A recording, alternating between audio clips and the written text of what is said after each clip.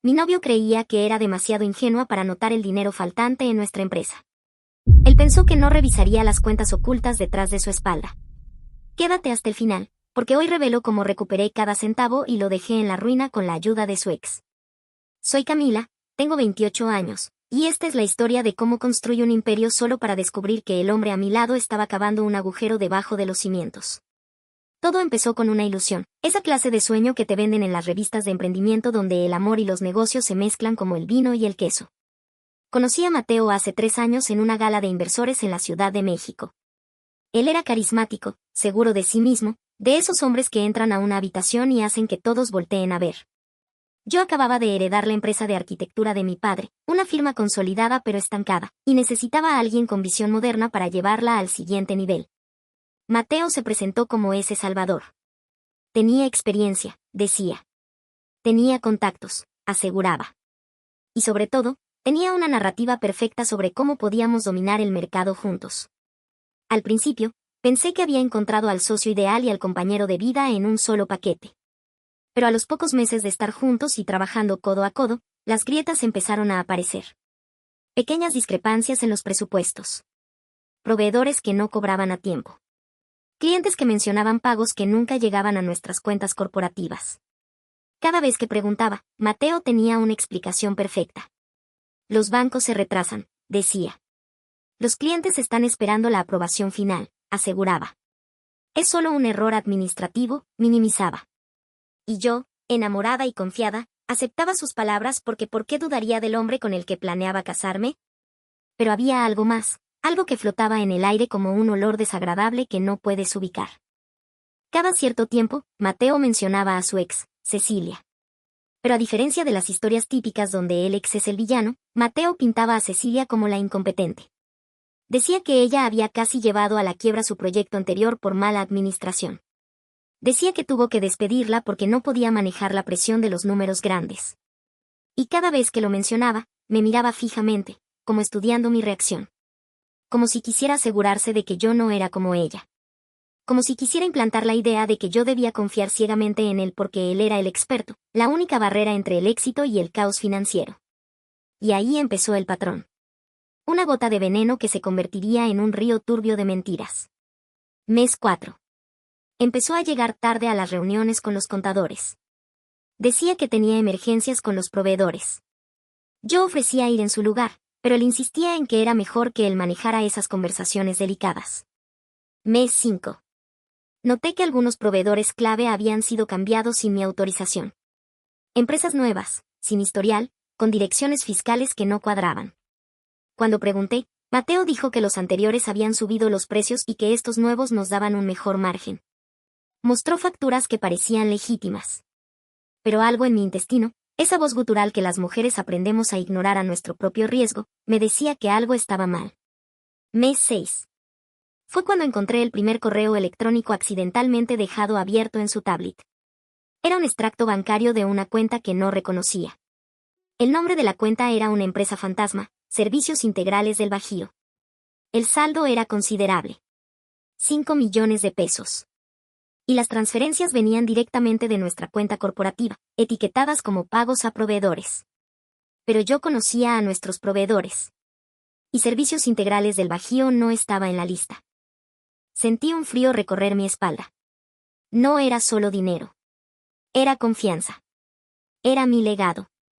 Era la empresa que mi padre había construido con sus manos y que ahora llevaba mi nombre. Confronté a Mateo esa noche. Le mostré la tablet. Él no se inmutó. Al principio pareció sorprendido, pero luego su cara cambió a una máscara de decepción paternal. Camila, dijo con esa voz suave que usaba cuando quería hacerme sentir pequeña. Estás mezclando las cosas. Esa cuenta es para fondos de emergencia. Para sobornos necesarios en licitaciones gubernamentales. Cosas que tú no quieres saber porque mancharían tus manos limpias. Yo protejo tu reputación. Esa fue la primera mentira grande. Y yo casi la creí. Casi. Porque lo amaba.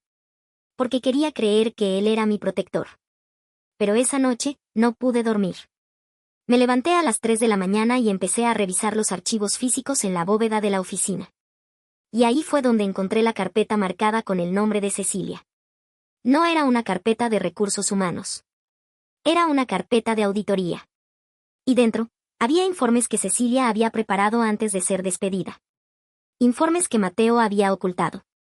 Informes que señalaban exactamente lo que yo estaba viendo ahora. Desvíos de fondos. Facturas falsas.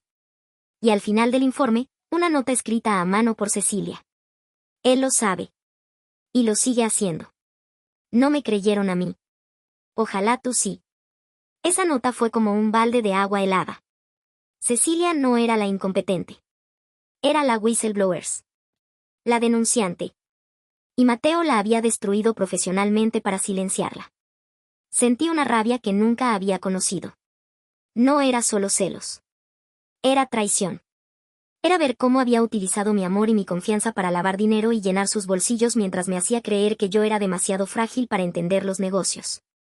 Al día siguiente, no dije nada. Actué normal. Seguí firmando los cheques que él me ponía enfrente. Seguí sonriendo en las reuniones. Pero por dentro, estaba trazando un plan. Necesitaba pruebas sólidas. Necesitaba saber hasta dónde llegaba la red. Y necesitaba hablar con Cecilia. Encontrar su contacto no fue fácil. Mateo se había encargado de borrar su rastro digital. Pero los arquitectos somos persistentes. Busqué en los registros antiguos de la Cámara de la Construcción. Encontré su número de licencia. Y a través de un contacto en el gremio, conseguí su teléfono personal. Le mandé un mensaje. Soy Camila. La novia de Mateo. Necesito hablar contigo. Sobre la empresa. Sobre lo que encontré en la carpeta. Respondió en menos de una hora. Sabía que este día llegaría. ¿Dónde nos vemos? Nos citamos en un café lejos de la zona corporativa, en un barrio tranquilo donde nadie nos conociera. Cuando llegué, Cecilia ya estaba ahí. Tenía el aspecto de alguien que ha luchado una guerra y ha perdido varias batallas. Ojos cansados, pero una mirada firme. Gracias por venir, dije, sentándome frente a ella. Sé que esto debe ser extraño. Cecilia movió su café con la cuchara lentamente. No es extraño. Es inevitable. Él siempre vuelve a lo mismo. Yo pensé que cuando me corrió, había terminado. Pero veo que te tocó a ti. ¿Cuánto ha robado? Pregunté, yendo directo al grano. No es solo robar, Camila. Es lavado. Está usando la empresa para limpiar dinero de otras fuentes. Los proveedores fantasmas son solo la punta del iceberg. Sentí que el suelo se movía bajo mis pies. ¿Por qué no lo denunciaste? Lo intenté. Pero él tiene amigos en la fiscalía. Tiene abogados que hicieron que mi denuncia se perdiera en un laberinto de papeles. Me arruinó la reputación. Nadie quiere contratar a la ex que acusó falsamente al socio exitoso. ¿Y por qué me lo cuentas a mí? Porque tú tienes algo que yo no tenía. Tienes el control mayoritario de las acciones. Tienes el poder legal para cerrar las cuentas. Yo solo era una empleada. Tú eres la dueña. Sacó una memoria USB de su bolso y la deslizó sobre la mesa. Aquí está todo. Los registros reales. Las cuentas offshore. Los nombres de los socios reales detrás de las empresas fantasma. Lo guardé durante 2 años, esperando el momento adecuado. Creo que es ahora. Tomé la memoria. Pesaba menos de 1 gramo, pero contenía el peso de toda mi vida profesional. ¿Qué quieres a cambio? Pregunté. Justicia. No quiero dinero. Quiero que pague. Quiero que mi nombre sea limpiado. Y quiero que sepas que no estás loca. Que no eres ingenua. Que él es un depredador.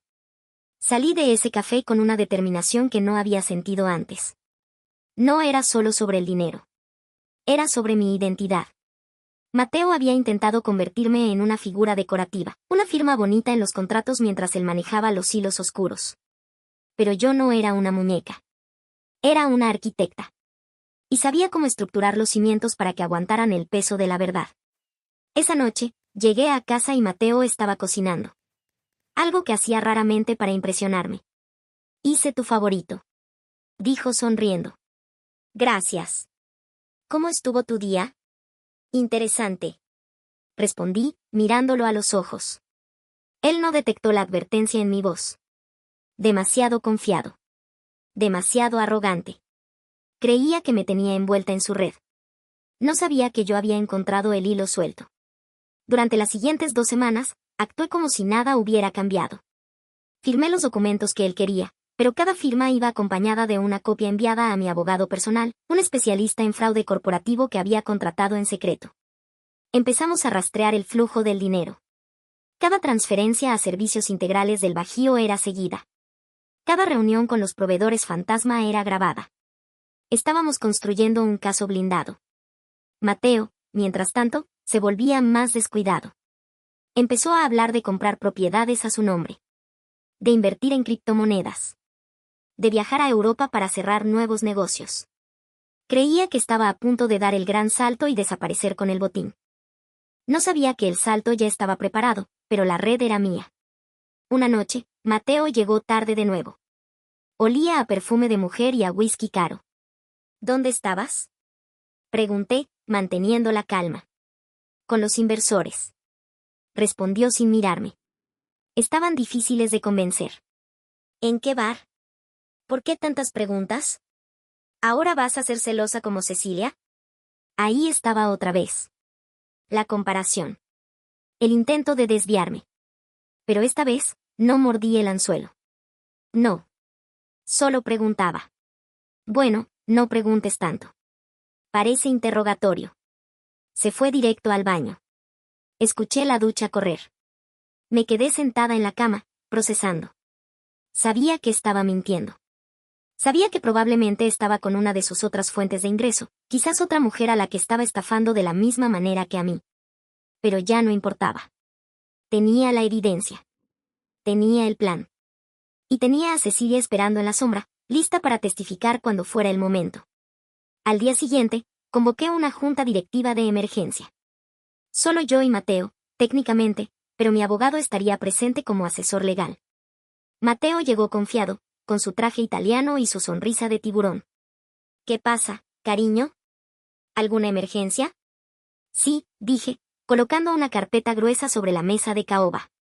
Una auditoría. Su sonrisa se congeló por un segundo. ¿Una auditoría? ¿Por qué? No hemos tenido una en años. Precisamente por eso. Respondí. He notado algunas irregularidades. Y quiero aclararlas antes de la próxima inversión grande. Mateo se rió, una risa nerviosa que intentaba sonar tranquila. Camila, te estás preocupando por nada. Yo manejo las finanzas. Tú diseña. Déjame hacer mi trabajo. No, Mateo. Este es mi trabajo. Y tú estás despedida de la gestión financiera, effective immediately. Su cara cambió. La máscara de confianza se cayó. ¿Qué dijiste? Lo que escuchaste. He contratado a una firma externa para revisar todas las cuentas de los últimos 3 años. Y he congelado todas las transferencias a proveedores nuevos hasta que se verifique su legitimidad. Eso es imposible. Gritó, levantándose de la silla. No puedes hacer eso sin mi firma. Sí puedo. Revisé los estatutos de la empresa. Como dueña mayoritaria, tengo la facultad de auditar sin consentimiento del gerente operativo. Y ya lo hice. Mateo empezó a caminar de un lado a otro, como un animal enjaulado. Estás cometiendo un error. Vas a espantar a los inversores. Vas a hundir la empresa. Al contrario. Voy a salvarla de ti. ¿De mí? ¿De quién te han estado llenando la cabeza? ¿Fue Cecilia? ¿Esa loca te contactó? Ahí estaba. La admisión indirecta. Sabía que Cecilia era una amenaza. Sabía que ella sabía. No importa quién. Importa lo que encontré. Saqué la memoria USB que Cecilia me había dado y la conecté a la pantalla gigante de la sala de juntas. Empezaron a aparecer gráficos. Flujos de dinero. Cuentas en las Islas Caimán. Facturas falsificadas con el logo de nuestra empresa. Y fotos. Fotos de Mateo reuniéndose con personas que no eran proveedores, sino conocidos criminales de la zona financiera. Mateo palideció. Eso es falso. Eso es un montaje. ¿Un montaje? Pregunté.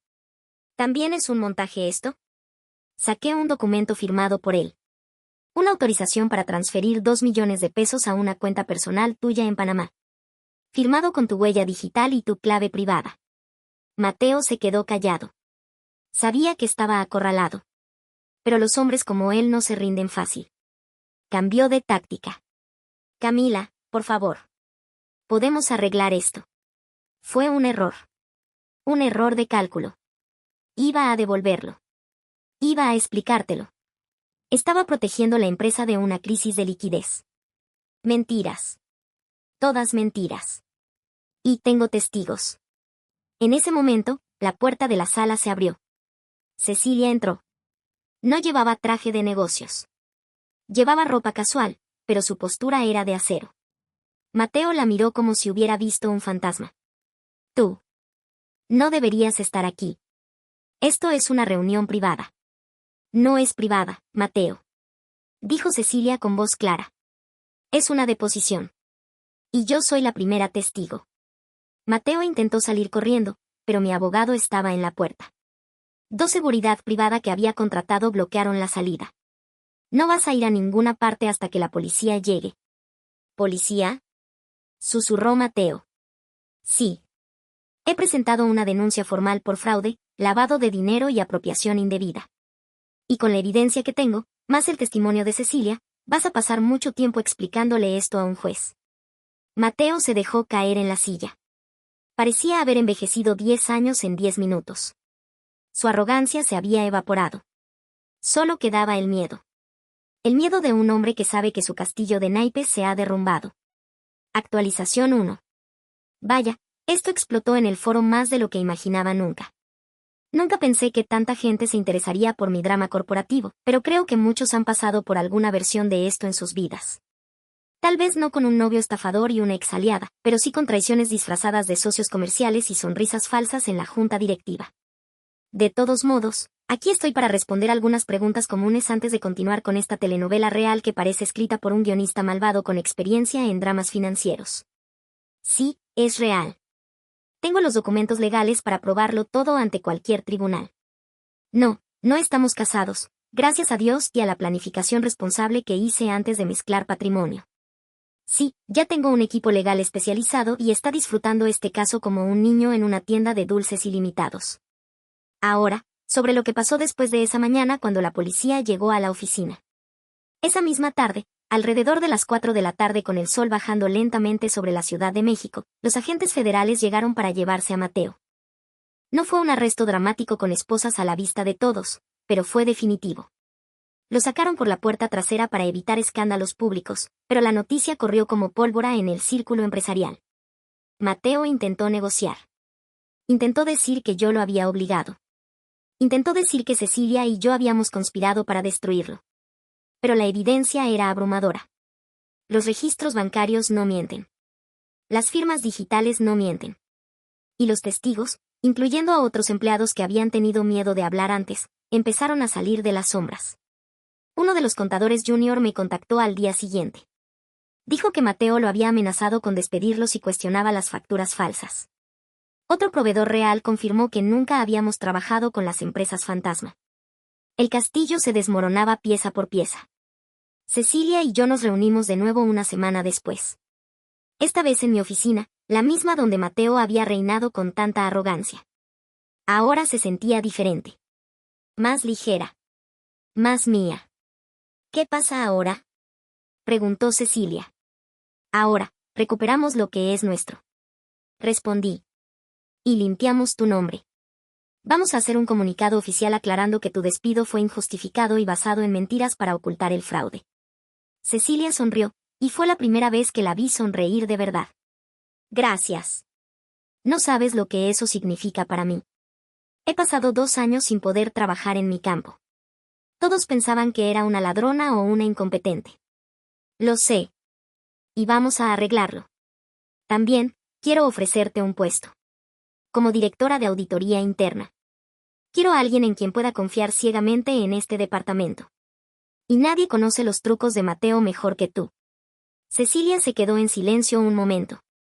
¿En serio? En serio. Necesito reconstruir la empresa. Y necesito a alguien que no tenga miedo de decirme la verdad, incluso cuando duela. Acepto. Dijo finalmente.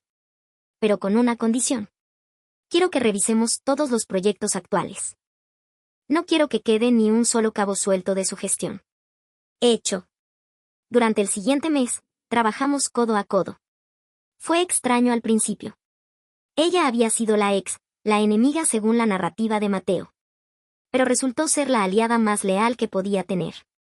Tenía una mente brillante para los números y una ética inquebrantable. Juntas, encontramos más irregularidades. Mateo no solo había robado dinero. Había comprometido la seguridad de algunos edificios al usar materiales más baratos de los especificados y cobrar el precio completo. Esto era grave. Esto era peligro público. Tuvimos que informar a los clientes afectados. Fue una semana terrible. Llamadas furiosas. Amenazas de demandas. Pero fuimos transparentes. Ofrecimos reparaciones gratuitas. Asumimos la responsabilidad. Y poco a poco, la confianza empezó a regresar. Los clientes valoraron la honestidad. Preferían saber la verdad y verla corregida, a vivir en la mentira de un edificio inseguro. Mateo, mientras tanto, estaba bajo arresto domiciliario esperando juicio. Su familia intentó contactarme. Su madre me llamó llorando. Dijo que él era un buen chico. Que había cometido un error. Que lo perdonara. Le dije que no era mi perdón lo que importaba. Importaba la ley. Importaban las personas que podrían haber salido heridas por sus edificios defectuosos. Colgué. No sentí pena. Sentí alivio. El alivio de saber que el peligro había sido neutralizado. Pero el estrés de todo esto empezó a pasarme factura. No dormía bien. Revisaba las cuentas 3 veces al día. Tenía miedo de que hubiera otro Mateo escondido en la empresa. Cecilia lo notó. Me obligó a tomar vacaciones. Me dijo que la empresa no se iba a caer si yo descansaba una semana. Me fui a la playa. Sin celular. Sin correos. Solo el mar y el silencio. Y ahí, escuchando las olas, me di cuenta de algo. Había estado tan enfocada en luchar contra Mateo, en demostrar que no era ingenua, que había olvidado por qué amaba la arquitectura. No era por el dinero. No era por el poder. Era por crear espacios donde la gente viviera. Espacios seguros. Espacios hermosos. Mateo había convertido mi pasión en una transacción. Y yo lo había permitido por amor. Pero ese amor había sido una ilusión. Y ahora, libre de esa ilusión, podía volver a construir sobre cimientos reales. Volví de vacaciones con una nueva energía. Renovamos la misión de la empresa. Priorizamos la calidad sobre la velocidad. La ética sobre el margen de ganancia. Y curiosamente, las ganancias subieron. Los clientes recomendaban nuestros servicios porque sabían que no íbamos a cortar esquinas. La reputación de honestidad vale más que cualquier atajo financiero. Cecilia y yo nos volvimos amigas. No solo socias. Íbamos a cenar los viernes. Hablábamos de todo, menos de trabajo a veces. Ella me contó que había estado en terapia para procesar el trauma del despido injusto. Yo le confesé que también iba a terapia para entender por qué había ignorado las banderas rojas con Mateo. Nos apoyábamos mutuamente. Éramos como hermanas de batalla. Y esa solidaridad era más valiosa que cualquier contrato. Actualización 2. Prepárate. Porque esta vez fue Mateo quien intentó lanzar una bomba nuclear legal, pero terminó explotándose solo en la cara públicamente. Decidió que sería la víctima inocente de la vez y lanzó una campaña difamatoria en redes sociales públicamente para dañar mi reputación y la de Cecilia. Publicó por todos lados, desde su cuenta controlada por sus abogados, que nosotras éramos unas socias despiadadas que lo habíamos fran para robarle su parte de la empresa.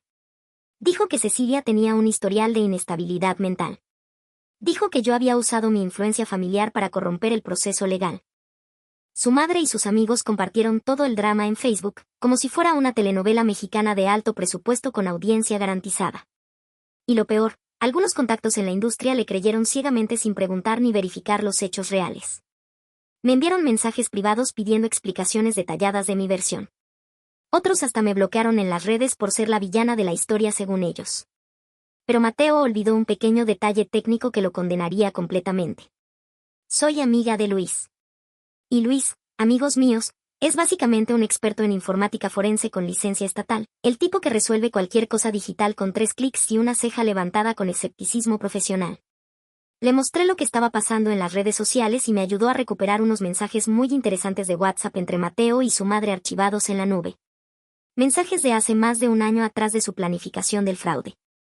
Entre otras cosas comprometedoras, él decía que estaba jugando a largo plazo para asegurarse una buena cantidad de dinero antes de dejarme sola sin nada. Mi favorita fue esta frase textual que me envió Luis. Es tan confiada y rica. Llevo meses desviando dinero de la cuenta conjunta de la empresa secretamente sin que se dé cuenta. Ya casi tengo suficiente para mi nueva vida con el dinero limpio, amor mío de la oficina. Solo un pequeño detalle sobre esa cuenta conjunta mencionada en los mensajes. Era solo mía legalmente desde antes de la relación. Le dejaba usarla para los gastos de la empresa y operación exclusivamente. Revisé los extractos bancarios y comencé a conectar los puntos del robo sistemático. Él decía que iba a reuniones de inversores los fines de semana, retiraba dinero en efectivo, usaba la mitad para sobornos y el resto lo guardaba en una cuenta secreta. Nadie sabe. Nadie vio los retiros pequeños durante meses. Así que publiqué las capturas de pantalla. Todas. Sin censura ni edición. Su narrativa de víctima se derrumbó en cuestión de horas ante la evidencia irrefutable. Pero luego vino el ataque final desesperado, o como me gusta llamarlo, la explosión nuclear del fracaso total. Primero, convenció a su padre para que llamara a mi jefe directamente a la oficina. Sí, su padre dijo que estaba acosando a su hijo indefenso y que necesitaba tomar medidas legales contra mí en el trabajo. Mi jefe, que ya sabía todo el contexto completo, le mostré los mensajes y el historial semanas atrás por seguridad laboral. Simplemente respondió, señor, será mejor que se retire de la conversación ahora mismo.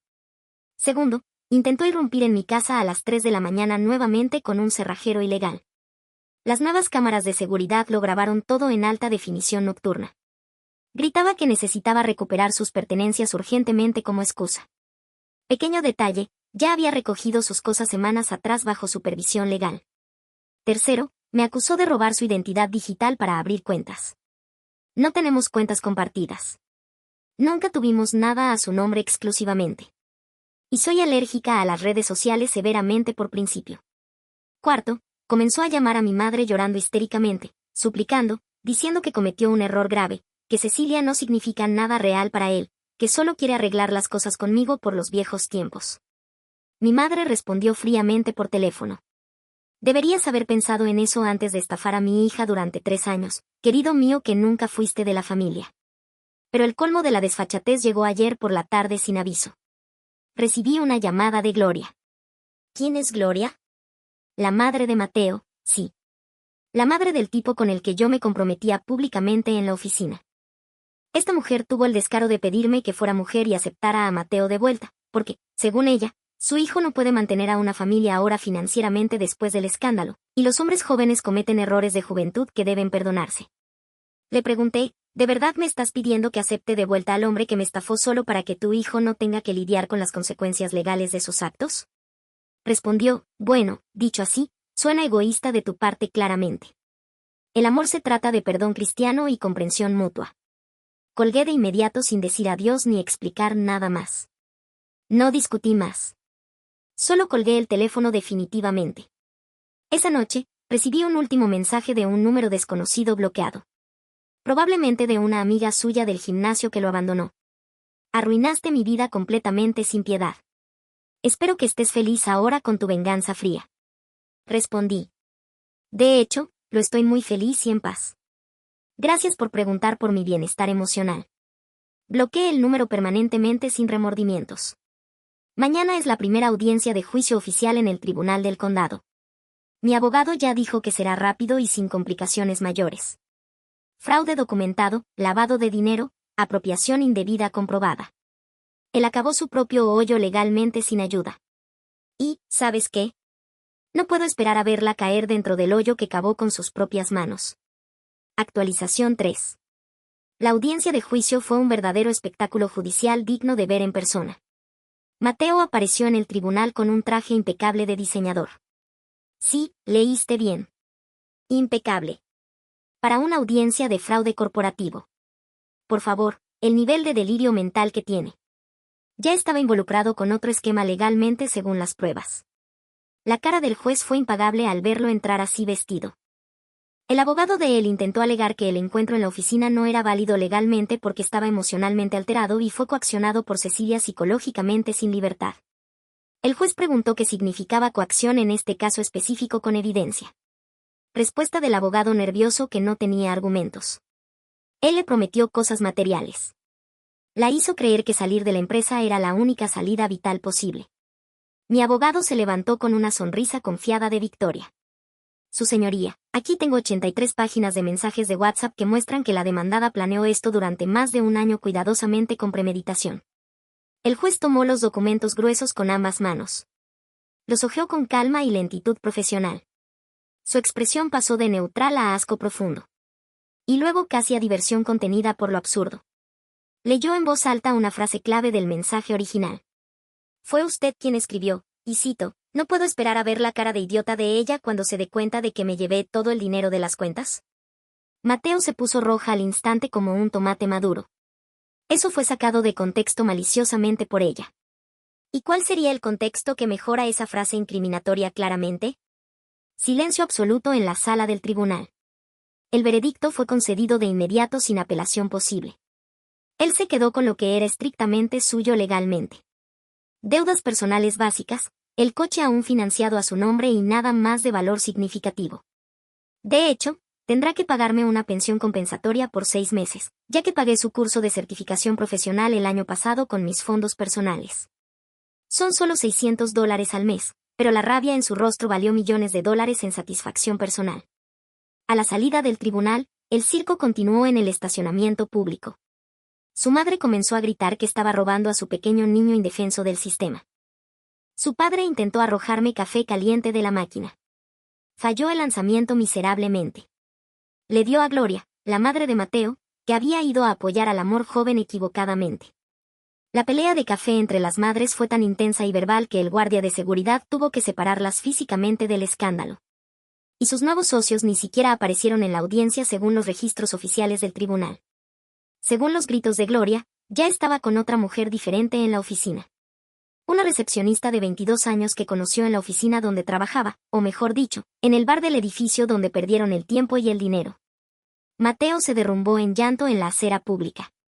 Pero no era el llanto dramático de película de Hollywood que actuaba antes. Era ese llanto feo, con mocos, sollozos reales, desesperación pura sin actuación. Gritaba. No se suponía que terminara así de mal para mí. Su padre intentó consolarlo torpemente sin saber qué decir. Tranquilo, querido. ¿Puedes quedarte conmigo un tiempo en mi apartamento? Respuesta de Mateo. No puedo.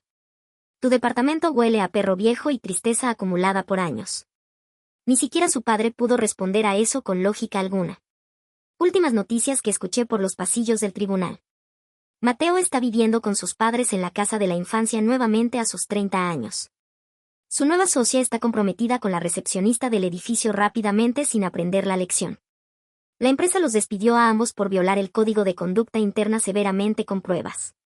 Su madre fue expulsada de 2 tiendas por hostigar a empleados que le recuerdan al maldito Camila constantemente. Su padre publicó en Facebook que está cortando lazos con familiares tóxicos para siempre, incluyendo a su hijo.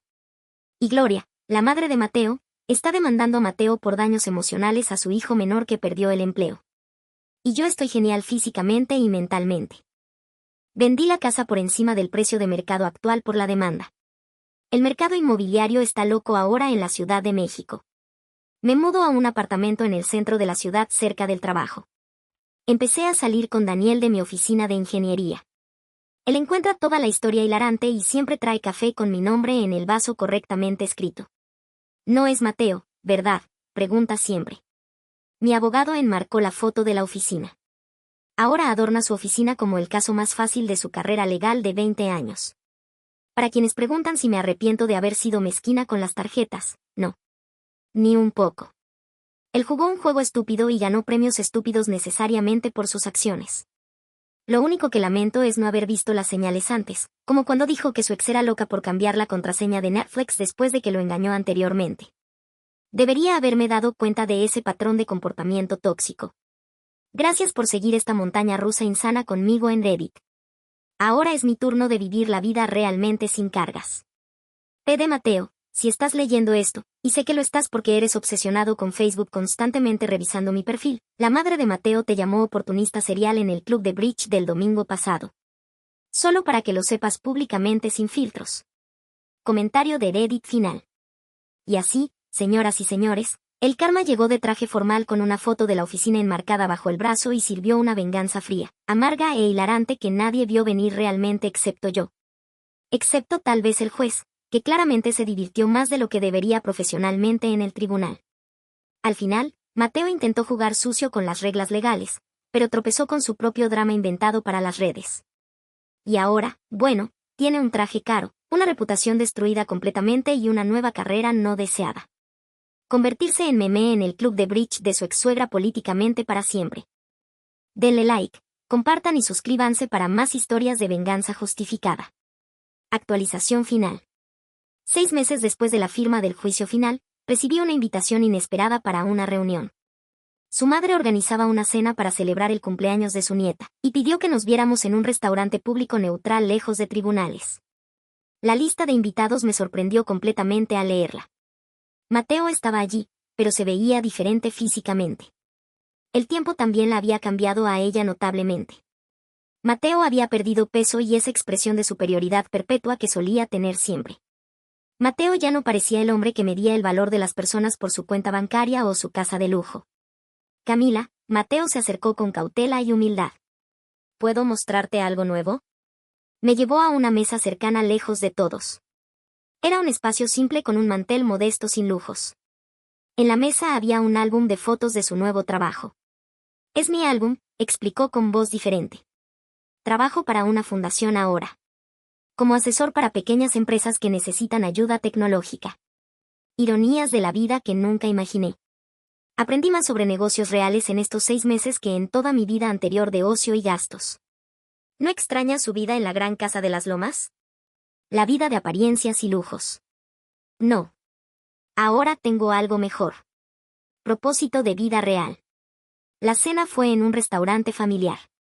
Nada que ver con los lugares ostentosos que la familia solía frecuentar los fines de semana.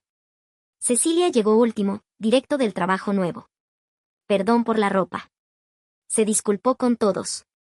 Aún en su uniforme de supervisor de ventas de la nueva empresa. Tuvimos una emergencia en la oficina con un cliente. ¿Emergencia de cuentas? Pregunté con una sonrisa genuina. Sí. Y ahora, entiendo por qué Camila siempre llegaba tarde a las cenas familiares importantes. Cuando hay una emergencia, no puedes simplemente ignorarla por nada. Mateo se aclaró la garganta con nerviosismo. Camila, hay algo que necesito decirte personalmente. Todos en la mesa se quedaron en silencio absoluto. Cuando empecé a dar clases en la universidad local, usé tu historia como ejemplo para mis alumnos.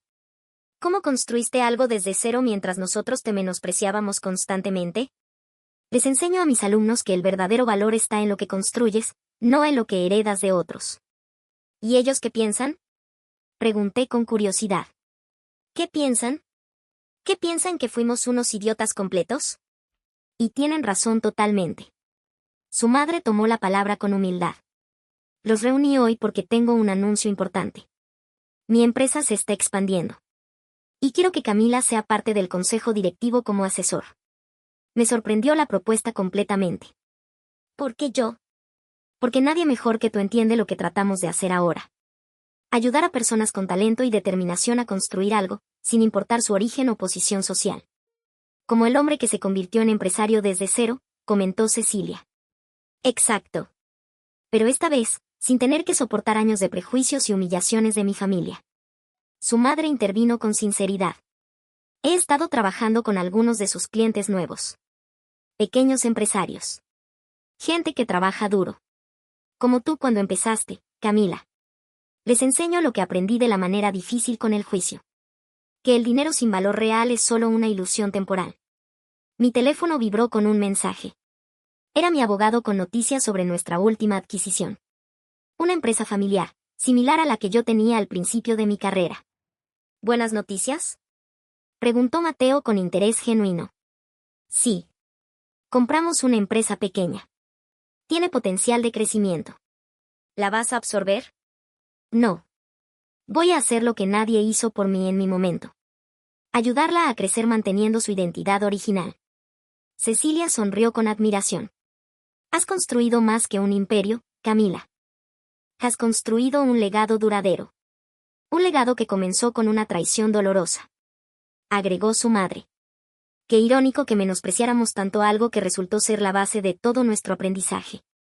La cena continuó con conversaciones sobre proyectos futuros, planes de expansión, historias de éxitos y fracasos aprendidos. Sin pretensiones. Sin aires de superioridad como antes. Solo personas que habían aprendido el verdadero valor del trabajo y el respeto mutuo. Al final de la noche, Mateo me pidió que me quedara un momento más a solas. ¿Sabes qué es lo más valioso que aprendí en estos meses de reconstrucción? Preguntó con sinceridad. ¿Qué? Que el éxito no es lo que tienes, sino lo que construyes con tus manos. No solo empresas o dinero, sino relaciones, respeto, valor real duradero. ¿Como tu familia ahora? Exacto. Míralos a todos. Papá enseñando a otros sobre trabajo honesto. Mamá ayudando a pequeños empresarios. Cecilia ensuciándose las manos en ventas reales. Son personas diferentes ahora. ¿Y tú? Yo por fin soy quien debí ser siempre desde el principio. No la heredera. No la esposa infiel. Solo Mateo, construyendo algo propio con esfuerzo. Mi teléfono sonó nuevamente con otro mensaje. Ve, dijo Mateo. Sigue construyendo tu imperio. Yo construiré el mío con mis propias manos. Y esta vez, lo haremos respetando el valor real de las personas. Sin importar si son hombres o mujeres. Especialmente si son traicionados. Salí del restaurante. Pensando en cómo habían cambiado las cosas con el tiempo. La familia que una vez me despreció por mi trabajo, ahora entendía su valor real. La mujer que se avergonzaba de mí ahora, enseñaba a otros a no cometer el mismo error que ella. Una semana después, firmé el acuerdo para unirme al consejo directivo de la empresa de Mateo. No por el dinero. No por el dinero o el poder, sino porque era una forma de cerrar el círculo del aprendizaje. De demostrar que el verdadero éxito no está en humillar a quienes te menospreciaron, sino en ayudar a otros a no cometer los mismos errores. Cecilia ahora dirige el programa de capacitación técnica en mi empresa. Su madre da conferencias sobre ética empresarial en universidades. Y yo sigo siendo el mismo de siempre. El mismo hombre que empezó con una empresa heredada y terminó construyendo un imperio propio. Solo que ahora, cuando alguien pregunta a qué me dedico, digo con orgullo. Empecé como un hombre que dijo no más a la traición. Porque al final, no importa cómo empiezas, sino cómo construyes tu camino de vida. Y a veces, las lecciones más valiosas vienen de los lugares más inesperados del dolor. Como un hombre que enseñó a una familia el verdadero significado del valor y el éxito real. Actualización extra. Un año después de la firma del juicio, recibí una invitación inesperada para una reunión. El equipo de arquitectura Los Hermosos organizaba una cena para celebrar el aniversario del club, y pidió que nos viéramos en un restaurante público neutral lejos de tribunales. La lista de invitados me sorprendió completamente al leerla. El chicharrón estaba allí, pero se veía diferente físicamente. El tiempo también lo había cambiado a él notablemente. El chicharrón había perdido peso y esa expresión de superioridad perpetua que solía tener siempre. El chicharrón ya no parecía el hombre que medía el valor de las personas por su cuenta bancaria o su casa de lujo. Camila, el chicharrón se acercó con cautela y humildad. ¿Puedo mostrarte algo nuevo? Me llevó a una mesa cercana lejos de todos. Era un espacio simple con un mantel modesto sin lujos. En la mesa había un álbum de fotos de su nuevo trabajo.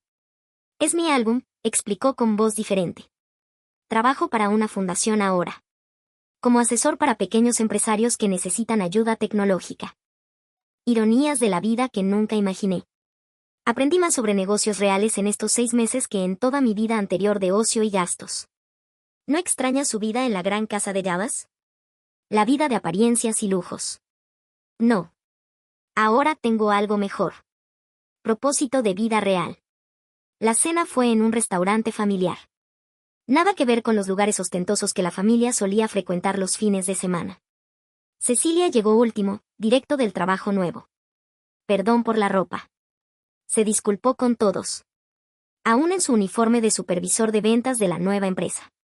Tuvimos una emergencia en la oficina con un cliente. ¿Emergencia de cuentas? Pregunté con una sonrisa genuina. Sí. Y ahora, entiendo por qué Camila siempre llegaba tarde a las cenas familiares importantes. Cuando hay una emergencia, no puedes simplemente ignorarla por nada. El chicharrón se aclaró la garganta con nerviosismo. Camila, hay algo que necesito decirte personalmente. Todos en la mesa se quedaron en silencio absoluto. Cuando empecé a dar clases en la universidad local, usé tu historia como ejemplo para mis alumnos. ¿Cómo construiste algo desde cero mientras nosotros te menospreciábamos constantemente? Les enseño a mis alumnos que el verdadero valor está en lo que construyes, no en lo que heredas de otros. ¿Y ellos qué piensan? Pregunté con curiosidad. ¿Qué piensan? ¿Qué piensan, que fuimos unos idiotas completos? Y tienen razón totalmente. El chicharrón tomó la palabra con humildad. Los reuní hoy porque tengo un anuncio importante. Mi empresa se está expandiendo. Y quiero que Camila sea parte del consejo directivo como asesor. Me sorprendió la propuesta completamente.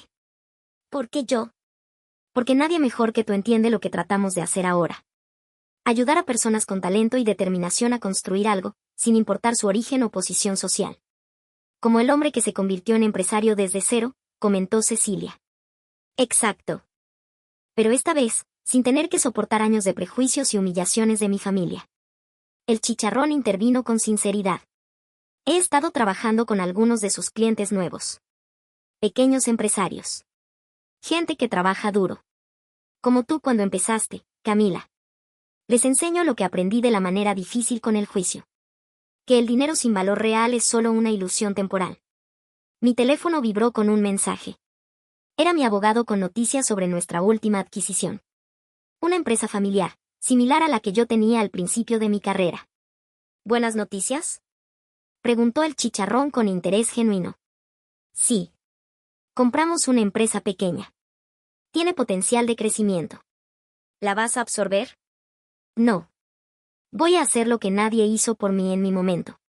Ayudarla a crecer manteniendo su identidad original. Cecilia sonrió con admiración. Has construido más que un imperio, Camila.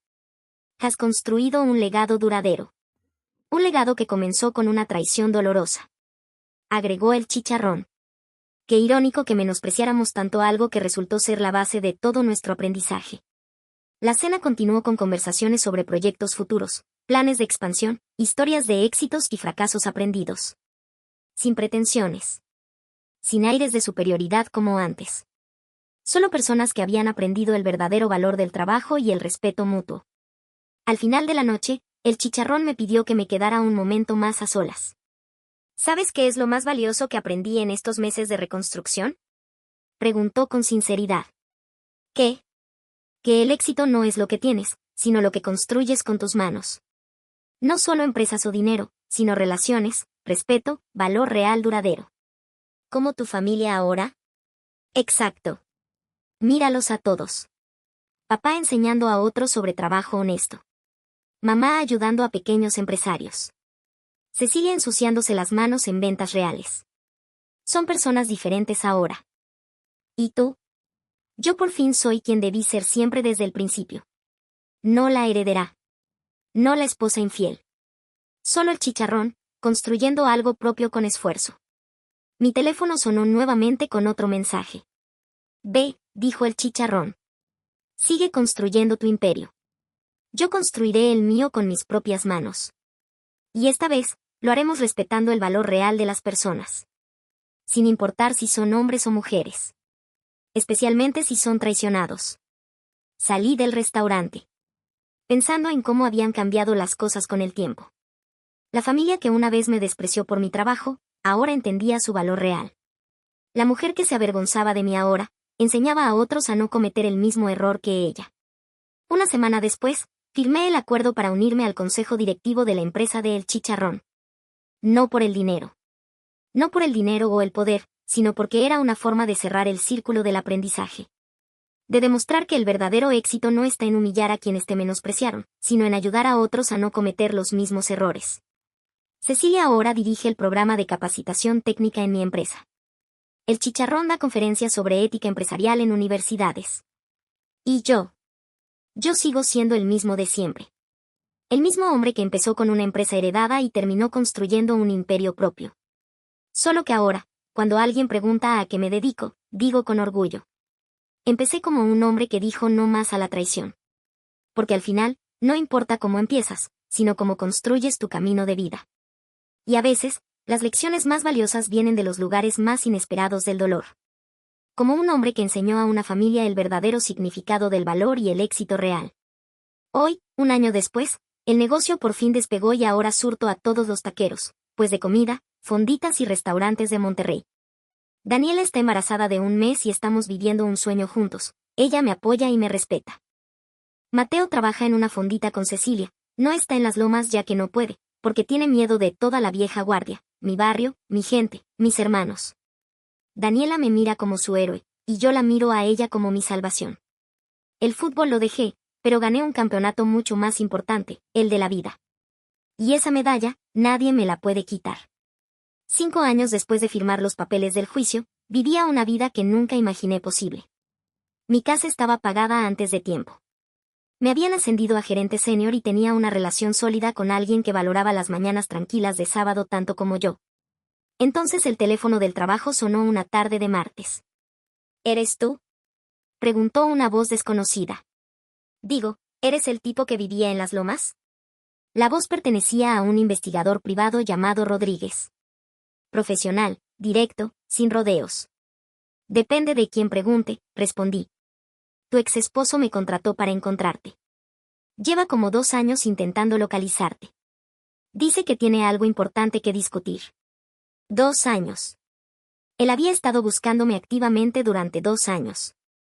Me pidió que te dijera que encontró 300 llamadas perdidas en tu número antiguo. Continuó Rodríguez. La compañía telefónica guardó los registros, aunque la línea ya estaba cancelada. Entonces lleva haciendo llamadas regularmente a ese número durante 5 años. 300 llamadas. En 5 años. Más de una por semana a un número que estaba muerto desde el día que me fui. Quiere verte, dijo. Viajaría a donde sea que estés. El pasaje lo puede pagar, pero, por lo que vi, el dinero es un problema para todo lo demás. Le pregunté qué quería decir con eso. Está quebrado, respondió sin rodeos. Vive con sus papás. Trabaja en ventas en una tienda departamental. La prima que me contrató es la que está pagando mis honorarios porque ella no puede sola. Hablamos de alguien que pasó de rica a totalmente quebrada en tiempo récord. Y ahora quería hablar. Ahora quiere hablar, confirmó. Dio un discurso largo sobre errores, arrepentimientos, sobre cómo finalmente entendió lo que importa en la vida. Cosas típicas, pero parecía sincera. Le dije a Rodríguez que lo pensaría y le llamaría después. Pero no necesitaba pensar. Ese capítulo estaba cerrado desde hacía 5 años. Fuera lo que fuera que necesitaba decir. Fuera el cierre que buscaba. No era mi responsabilidad dárselo. Llamé esa noche y le dije que no tenía interés en verla. Ella medio esperaba esa respuesta, dijo. Pidió que te dijera que entiendes si no quieres verla. Pero de todos modos vendrá a Monterrey este fin de semana. Dijo que te esperará en ese café de la gran avenida donde aparentemente solías ir. Al parecer, sabía bastante sobre mis hábitos actuales. ¿Cuánto exactamente sabe de mi vida aquí?, pregunté. Lo suficiente como para preocupar, admitió Rodríguez. ¿Sabe dónde trabajas? ¿Dónde vives? ¿En qué gimnasio entrenas? Llevaba meses investigando sobre ti antes de contratarme. Yo solo lo hice oficial. Genial. Mi exesposa me había estado vigilando a 900 kilómetros de distancia. Mira, continuó Rodríguez. Llevo 15 años haciendo esto. Normalmente sé cuando alguien está verdaderamente arrepentido o solo desesperado. Ella es las dos cosas, pero el arrepentimiento parece real. No está pidiendo dinero y no está intentando volver. Solo quiere disculparse y explicarse. Y si no apareces, se irá y nunca volverás a saber de ella. Eso fue lo que prometió. La tarde del viernes me encontré pasando frente al café de la Gran Avenida. No porque planeara encontrarla, sino por curiosidad. Después de 5 años de silencio total, quería ver cómo se veía el desesperación en alguien que un día lo tuvo todo. Ahí estaba, sentada en una mesa del rincón, sin parecerse en nada a la mujer sofisticada que un día me desechó por no ser suficiente para su nuevo estilo de vida. Se veía cansada, envejecida. La ropa estaba limpia, pero claramente barata. Él El cabello recogido en una simple coleta, muy diferente a los peinados elaborados de la etapa rica. Checaba el teléfono todo el tiempo, mirando la puerta cada pocos segundos. La observé como 10 minutos, desde el otro lado de la calle. Parte de mí sintió lástima por ella. La mayor parte recordó exactamente cómo se sentía que me llamaran mediocre, alguien que había prometido amarme para siempre. No entré al café. En lugar de eso me fui a casa, con mi novia, que estaba preparando la cena y quería oír sobre mi día. Pero verla ahí, esperando desesperada una conversación que yo no tenía ninguna intención de tener, me dijo todo lo que necesitaba saber sobre cómo la habían tratado los últimos 5 años. Y me dijo aún más sobre cómo me habían tratado a mí. La mañana del sábado, un golpe inesperado en la puerta me despertó. Estaba preparando café, disfrutando el inicio tranquilo de mi fin de semana, cuando sonó el timbre. Por la mirilla, vi que era ella. De cerca se veía aún peor que en el café el día anterior. La confianza y arrogancia que definieron nuestro divorcio habían desaparecido, reemplazadas por algo que parecía desesperación genuina. Abrí la puerta, pero no la invité a pasar. «Hola», dijo en voz baja. «Sé que no quisiste verme, pero necesitaba intentarlo una vez más». «¿Cómo conseguiste mi dirección?», pregunté. «El investigador me la dio». «Lo siento por aparecer así, pero llevé 5 años intentando contactarte. 5 años pensando en lo que hice, en lo que dije, en cómo lo arruiné todo». Miró por encima de mi hombro, observando lo que podía ver de la vida que había construido sin ella. «¿Estás bien?», continuó. «¿Estás feliz?». «Me alegro por ti». No respondí. Solo esperé que dijera lo que había viajado 900 kilómetros para decir. «Sé que no me debes nada», dijo con la voz empezando a quebrarse. «Sé que no tengo ningún derecho de estar aquí, pero necesito que sepas que lo siento. Lo siento por cómo te traté. Por las cosas que dije. Por haber tirado a la basura lo mejor de mi vida porque fui demasiado estúpida para darme cuenta de lo que tenía». «Ok», respondí simplemente. Ella pareció sorprendida por mi calma. Creo que esperaba enojo, emoción, un discurso, algo dramático. «Perdí todo», continuó. «El dinero, la casa, todos esos amigos que solo les importaba lo que podía gastar. Ahora trabajo en ventas, vivo con mis papás y pienso todos los días en cómo todo podría haber sido diferente si no hubiera sido tan egoísta y ciega. Siento que te haya pasado eso», dije. Y de verdad lo sentía. «Pero no sé qué esperas que te diga». «Quiero que sepas que te amo», dijo, las palabras saliendo como si las hubiera estado conteniendo por años. «Nunca dejé de amarte. Solo me dejé llevar por el dinero, por el estilo de vida, por la idea de que merecía algo mejor, cuando lo que tenía ya era perfecto». Ese era el momento que había esperado. El gran gesto, la confesión sincera, el pedido de perdón y reconciliación. «Agradezco que me lo digas», hablé con calma. «Pero eso no cambia nada». Su cara se derrumbó. «Por favor, sé que no lo merezco, pero... ¿podríamos intentar de nuevo? ¿Empezar de cero? Ahora soy diferente. Entiendo lo que realmente importa». «Eres diferente porque tienes que serlo», respondí. «Porque el dinero se acabó y el estilo de vida desapareció. Ese no es el mismo cambio de verdad». «No es justo», protestó. «Aprendí de mis errores. Crecí como persona». «Tal vez hayas crecido», admití. «Pero yo también crecí. Y la persona que soy hoy no tiene espacio para alguien que me trató como tú me trataste». Empezó a llorar. No eran lágrimas dramáticas. Eran sollozos bajos. Rotos. De alguien que finalmente se había quedado sin opciones. «Sé que te lastimé», susurró. «Sé que dije cosas horribles y te hice sentir que no era suficiente. Pero lo eras. Tú lo eras todo. Y yo lo tiré por nada. Lo tiraste porque, en ese momento, de verdad creías que no era suficiente». Corregí. «No cometiste un error en un momento de calor. Tomaste una decisión calculada basada en cómo creías que debía ser tu vida». Levantó la cara. El rímel corrido por las mejillas. «Entonces, no hay nada que pueda decir. Nada que pueda hacer». «No hay nada que hacer», respondí con suavidad. «Lo que pasó entre nosotros terminó. No estoy enojado, pero tampoco estoy disponible para una segunda oportunidad». «¿Tú, estás con alguien?», preguntó con voz débil. «Sí», respondí. «Alguien que valora la vida que estamos construyendo juntos en lugar de verla como algo que hay que mejorar». En ese momento, Escuché la puerta de un coche cerrarse en el garaje. Mi novia está regresando de su corrida matinal. Tienes que irte ahora, dije con firmeza. Y tienes que no volver nunca. Lo que tuvimos terminó. Y terminó hace 5 años. Tienes que aceptar eso y seguir adelante con tu vida. Ella se fue, llorando, entendiendo que de verdad era el final. Espero que algún día puedas perdonarme, dijo, caminando hacia la salida. Ya te perdoné, respondí. Pero perdonar no significa reconciliación. Cuando se fue, mi novia subió por la banqueta, jadeando de la corrida. ¿Quién era?, preguntó. Nadie importante, respondí. Y al decirlo, me di cuenta de que era completamente cierto. La mujer que un día fue el centro de mi mundo se había convertido exactamente en lo que siempre vio en mí. Irrelevante para la vida que de verdad importaba. La diferencia es que yo construí una vida que de verdad importaba. Y ella todavía estaba buscando a alguien que construyera una vida por ella. Comentario, Reddit. Al final, él no perdió nada, solo se libró de alguien que pensó que el dinero reemplazaba al carácter. Miren nomás, él siguió adelante. Ella siguió buscándolo. Cada quien cosecha lo que siembra.